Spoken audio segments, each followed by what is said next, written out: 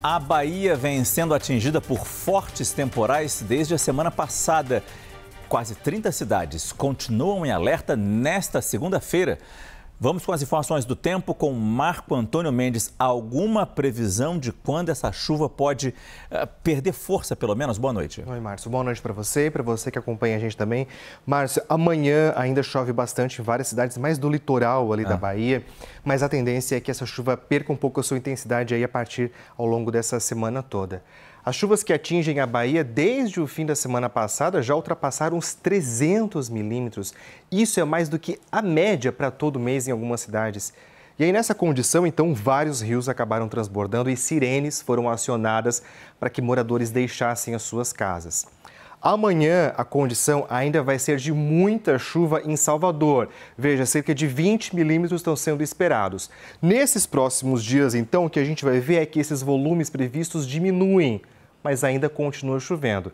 E apesar dessa situação, o alerta de alagamentos e deslizamentos se mantém. Também tem previsão de muita chuva amanhã em cidades do Sergipe, justamente por causa da influência dessa mesma frente fria que atinge a Bahia. Outros estados, como Tocantins, Pará, Amazonas, Roraima, também devem ter uma terça-feira bem estável, onde a gente vê aqui em verde um pouco mais claro no mapa, é a previsão daquela chuva mais isolada. Agora, onde está em amarelo, o tempo fica firme, o sol vai aparecer o dia todo. Tem uma área de alta pressão na atmosfera que segue impedindo a formação de nuvens carregadas. Essa condição aqui é uma característica bem típica agora do outono. É o período seco, Márcio, ganhando força, inclusive com a umidade relativa do ar baixando bastante no interior do país. Período seco e, ao mesmo tempo, a gente percebe que está um pouco mais quente. É o tal do veranico chegando? O veranico está chegando, a gente vai ver, inclusive, as temperaturas durante a noite, a madrugada, que estavam mais frescas, né? Essa semana não vai ser tanto assim, a gente vai ver essas temperaturas subindo nesses próximos dias também. As temperaturas vão subir nos estados do centro-sul do país nesses próximos dias. Veja que em Porto Alegre, Florianópolis, São Paulo e também Campo Grande, as temperaturas ficam muito próximas ou até ultrapassam aqui os 30 graus. E amanhã, nada de chuva prevista. Curitiba e Belo Horizonte é que devem ser as capitais mais frescas nessa terça-feira, porque a máxima vai estacionar aqui, nos 25 graus. Cuiabá amanhã vai aos 31 graus, Recife 30, Teresina e a gente vai ver com 33 graus já Belém e Manaus esquentando um pouquinho mais, chegando aos 34 graus, Márcio. Daqui a pouco a gente vai exibir aqui no CNN Prime Time o início da série de reportagens sobre a tragédia lá no Rio Grande do Sul. E é incrível se a gente faz a comparação do que aconteceu há um ano com o quadro que temos hoje, é completamente diferente, né? É um contraste total, né? Se há um ano a gente estava falando das cheias, das enchentes que atingiram todo o estado, esse ano a gente está falando de estiagem, pouquíssima chuva chegando ao estado. Apesar de a gente sempre falar aqui, né, das frentes frias que começam ali no Rio Grande do Sul, nesse ano elas estão passando um pouco mais rápidas e com chuvas bem menos volumosas. Vamos ver aqui esses dois mapas do estado com a anomalia de chuva registrada em abril de 2024 e abril de 2025. Ou seja, é a diferença entre quanto choveu para a média histórica. E a gente lembra que essas chuvas no Rio Grande do Sul no ano passado começaram justamente em abril.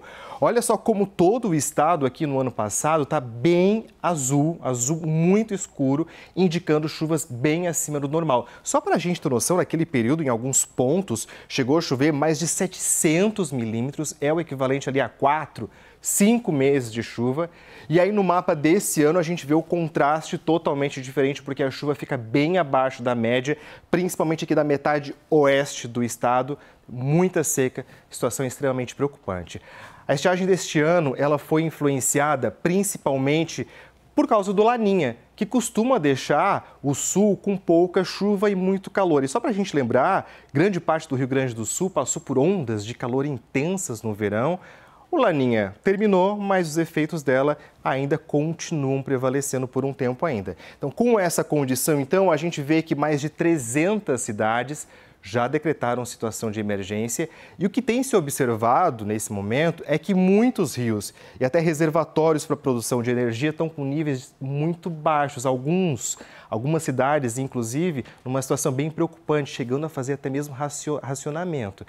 E um dos setores mais afetados, claro, acaba sendo a agricultura, que está em queda prevista aqui de 30% na produção de soja desse ano. E aí quem diria, né, Márcio, de um ano para o outro a gente falando de uma diferença tão grande.